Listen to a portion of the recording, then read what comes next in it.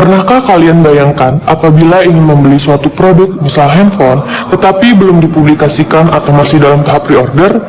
Bagaimana jika kalian ingin membeli suatu produk tapi tidak tahu bentuk fisik dan spek dari handphone tersebut?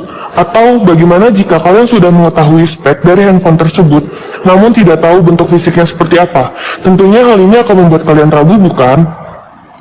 Oleh karena itu, banyak perusahaan gadget yang terlebih dahulu membuat prototipe suatu produk tersebut sebelum dipasarkan. Apa sih prototipe itu?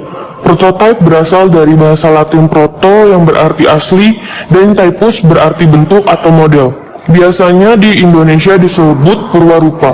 Prototipe adalah suatu produk atau sistem informasi yang biasanya dibangun untuk tujuan demonstrasi atau sebagai bagian dari proses pembangunan.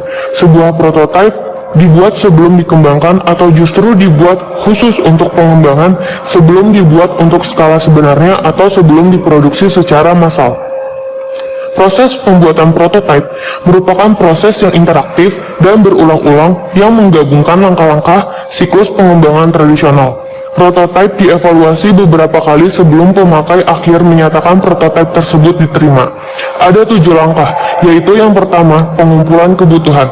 Pelanggan dan pengembang bersama-sama mendefinisikan format seluruh perangkat lunak, mengidentifikasikan semua kebutuhan dan garis besar sistem yang akan dibuat. Yang kedua, membangun prototipe. Dengan membuat perancangan sementara yang berfokus pada penyajian kepada pelanggan, misal dengan membuat input dan format output. Yang ketiga, evaluasi prototipe. Evaluasi ini dilakukan oleh pelanggan apakah prototipe yang sudah dibangun sudah sesuai dengan keinginan pelanggan. Jika sudah sesuai, maka langkah 4 akan diambil. Jika tidak, prototipe direvisi dengan mengulang langkah 1, 2, dan 3. Yang keempat, mengkodekan sistem. Dalam tahap ini, prototipe yang sudah disepakati diterjemahkan ke dalam bahasa pemrograman yang sesuai. Yang kelima, menguji sistem. Setelah sistem sudah menjadi suatu perangkat lunak yang siap pakai, harus dites dahulu sebelum digunakan.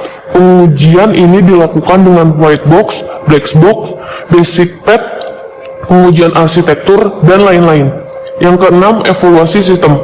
Pelanggan mengevaluasi apakah sistem yang sudah jadi sudah sesuai dengan yang diharapkan. Jika ya, langkah 7 dilakukan. Jika tidak, ulangi langkah 4 dan 5. Yang ketujuh, menggunakan sistem. Perangkat lunak yang telah diuji dan diterima pelanggan siap untuk digunakan. Model pengembangan memiliki beberapa kelebihan, di antaranya yang pertama, adanya komunikasi yang baik antara pengembang dan pelanggan. Yang kedua, pengembang dapat bekerja lebih baik dalam menentukan kebutuhan pelanggan. Yang ketiga, penerapan menjadi lebih mudah karena pemakai mengetahui apa yang diharapkannya. Yang keempat, membuat klien mendapat gambaran awal dari prototipe.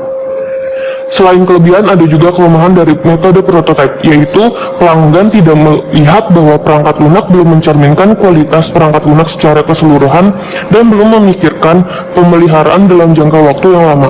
Oleh karena itu, metode prototipe sangat diperlukan dalam metode pengembangan sistem informasi untuk menghindari kesalahan dari hasil akhir sebuah produk sebelum diproduksi secara massal dan dipasarkan.